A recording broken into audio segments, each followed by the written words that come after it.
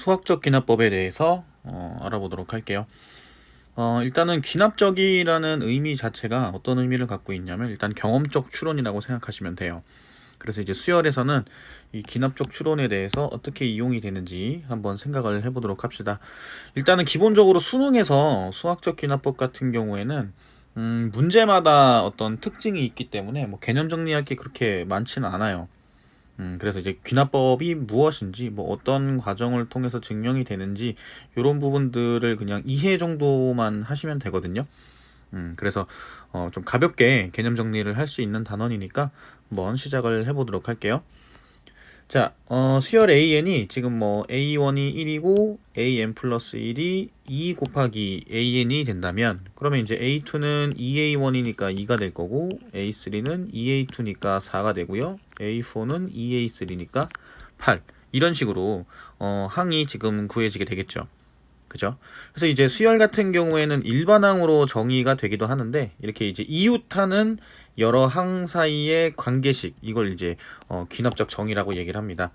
그래서 수열의 귀납적 정의는 첫째 항 A1 있고요. 그 다음에 보통 두 항을 주는데 AN, AF 플러스 1의 사이의 관계식, 또는 이제 AN 플러스 2가 나오는 경우도 있는데, 그러한 연속적인 항들 사이의 관계가 수열의 귀납적 정의다 라고 생각하시면 돼요. 그래서 이제 요즘의 스타일들은 이제 대입을 해서 n에다가 이제 1, 2, 3, 4 차례대로 대입을 해서 항의 어떤 특징을 찾아내는 형태로 답을 구하게 되는 형태가 출제가 됩니다. 기본적인 유형에 대해서 볼 건데, 아마 이제 이전에서 한번 다뤘었던 내용이니까 이런 부분들 정도만 외워두면 되겠구나 라고 생각하시면 될 것 같아요.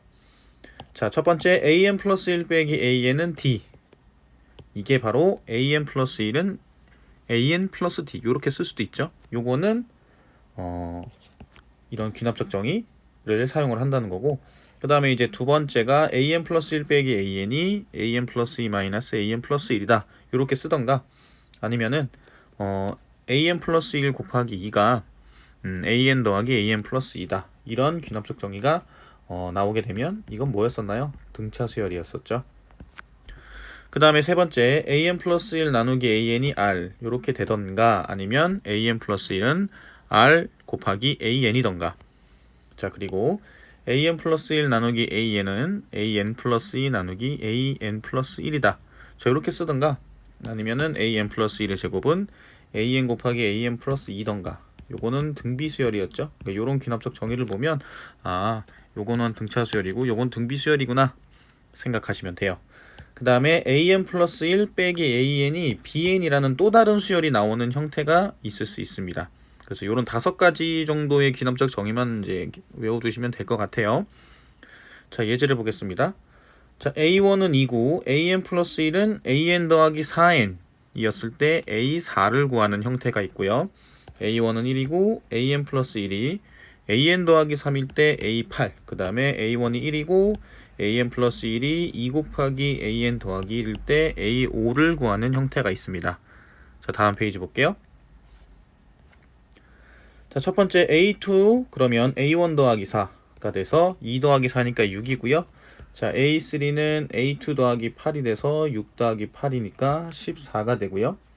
그 다음에 a4는 a3 더하기 12가 돼서 14 더하기 12가 돼서 26. 이렇게 n에다가 이제 숫자를 차례대로 집어넣어서 이제 결론을 구하는 형태입니다. 그 다음에 두 번째 a2는 a1 더하기 3, 그래서 1 더하기 3이 돼서 4고요. a3는 a2 더하기 3, 그 다음에 4 더하기 3이 돼서 7. a4는 a3 더하기 3, 그 다음에 10. a5는 a4 더하기 3, 13. a6은 a5 더하기 3, 16.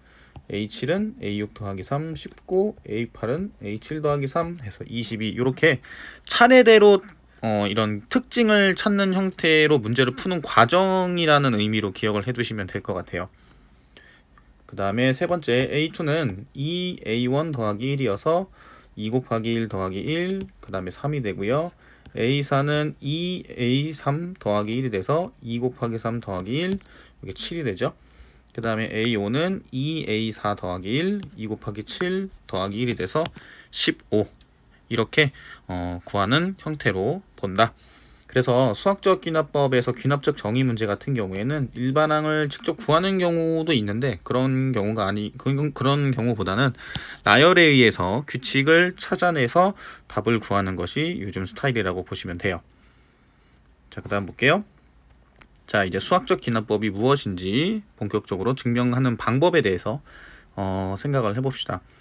자, 지금 증명 방법은 이제 예를 들어서 설명을 해볼 건데요. 자, 봅시다. 자, 모든 자연수 n에 대해서 등식 1 더하기 3 더하기 5 쭉 해서 2n-1까지 더하게 되면 n제곱이 성립한다라는 사실을 수학적 귀납법을 이용해서 증명하는 과정을 보겠습니다. 자, 일단 n이 1이 되면 좌변에다가 여기 n에다가 1을 대입하면 여기 1 대입하면 1만 되겠죠. 그래서 좌변 1이고요. 그 다음에 우변에다가 1 대입하게 되면 우변도 1이니까 좌변하고 우변이 둘 다 1이어서 성립한다라고 볼 수 있고요. 자, 그 다음에 이제 어떻게 하는 거냐면 n이 k일 때 성립한다라고 가정을 합니다. 그래서 k를 집어넣게 되면 1 더하기 3 더하기 5 더하기 쭉 해가지고 2k-1까지 더한다 라는 거고, 그러면 우변은 그대로 n 자리에다 k를 대입을 해서 k제곱이다. 그래서 이게 성립한다라고 가정을 하는 거예요. 그럼 그 상태에서 무엇을 하느냐? n이 k 플러스 1일 때 성립한다라는 거를 증명을 해서 이 문제에서 지금 이 예에서 나와 있는 요 위에 있는 요게 성립을 할 것이다 라고 결론을 내리는 방법이라고 보시면 돼요. 그러면 n이 k 플러스 1이니까 여기에다가 k 플러스 1을 대입하면 2k 플러스 1 마이너스 1이 되겠죠. 즉 2k 플러스 1이 됩니다. 그래서 양변에 2k 플러스 1을 더해요. 그러면 1에서부터 쭉 해서 2k-1까지 있었는데 여기서 2k 플러스 1을 더하고요. 우변에다가도 2k 플러스 1을 더합니다. 그러면 요거는 k 플러스 1의 제곱이 되죠. 그죠? 자, 이거는 이제 어떤 경우랑 같냐면, 자, 여기 1. 여기 1이 뭐냐면 여기죠, 여기에다가 k 플러스 1을 양쪽에다 대입한 결과랑 같죠.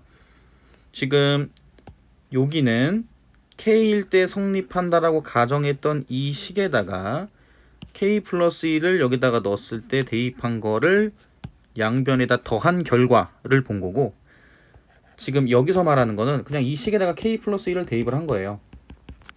그러면 k 플러스 1을 대입했을 때 이 식하고 위에 있던 식하고 어떻게 돼요? 일치하게 되죠. 그래서 k 플러스 1일 때도 성립한다. 그죠? 그래서 1일 때 1이 성립하고, 그죠? 1일 때 1이 성립하고, 그 다음에 2일 때 성립하고, 3일 때 성립하고, 그래서 k일 때 성립한다라고 가정을 한 다음에 k 플러스 1일 때 성립한다라는 걸 확인했으니까 위에 여기 말하는 1번식의 어떤 이 내용이 성립한다라는 것을 증명을 할 수 있습니다. 이것을 수학적 귀납법이라고 생각하시면 돼요. 자, 그래서 수학적 귀납법의 순서는 어떻게 되느냐? 자, 명제 Pn이 주어지고요. 이 성립함을 증명하기 위해서 n이 1일 때 명제 Pn이 성립함을 확인을 하고요. 그 다음에 k일 때 성립한다라고 가정을 한 뒤에 k 플러스 1일 때도 성립하게 되면 주어진 명제는 성립한다라고 결론을 내리는 게 수학적 귀납법의 흐름이라고 보시면 돼요. 자, 다음 페이지 볼게요. 자, 그 다음에 예를 하나 또 볼 건데, 지금 h가 0보다 클 때 n이 2보다 크거나 같은 모든 자연수 n에 대해서 요 부등식이 성립한다라는 사실을 수학적 귀납법으로 증명을 하게 될 건데, 자, 여기서도 보면 n이 2보다 크거나 같으니까 2를 대입을 합니다. 그러면 좌변은 1 플러스 h 제곱이 되고요. 그러면 1 더하기 2h 더하기 h 제곱이죠. 그 다음에 우변 같은 경우에는 1 더하기 2h고, 근데 h가 0보다 크니까 여기 1 더하기 2h 더하기 h 제곱이 1 더하기 2h보다 크겠죠? 여기 h가 0보다 크기 때문에 h 제곱은 당연히 0보다 크니까, 그래서 n이 2일 때 성립한다라고 확인을 했고요. 그 다음에 k일 때 성립한다라고 가정을 하겠습니다. 그러면 k를 대입을 하게 되면 1 플러스 h의 전체 k제곱이 될 거고, 그 다음에 1 플러스 kh죠. 자, 여기에다가 1 플러스 h를 곱하게 되면 1 플러스 h의 전체의 k 플러스 1제곱이 되고요. 1 플러스 kh, 1 플러스 h를 곱합니다. 그러면 이걸 전개를 이렇게 해요. 전개를 하게 되면 1 플러스 k 플러스 1h 곱하기 kh 제곱이 돼요. 자, 여기서 이제 어떤 방법으로 지금 생각을 하냐면 여기서 구한 1 플러스 그 다음에 k 플러스 1 가로 닫고 곱하기 h 그 다음에 더하기 kh 제곱이 요 값이 1 플러스 k 플러스 1 곱하기 h보다는 크죠. 자, 무슨 얘기냐면 여기에다가 k 플러스 1을 대입을 하게 되면 1 플러스 k 플러스 1 h가 되는데 이거보다는 요 값이 더 크죠. 요 k 곱하기 h 제곱 때문에.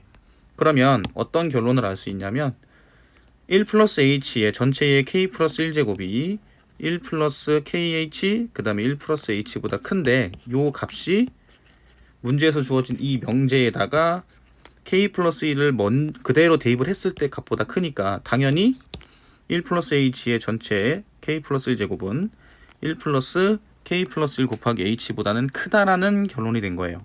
즉 처음 식에다가 k 플러스 1을 대입한 것이랑 같은 결과를 가지게 되니까 n이 k 플러스 1일 때도 주어진 명제가 성립하기 때문에 이 부등식이 n이 2보다 크거나 같은 모든 자연수에 대해서 성립을 하게 된다라는 결론을 내리는 겁니다.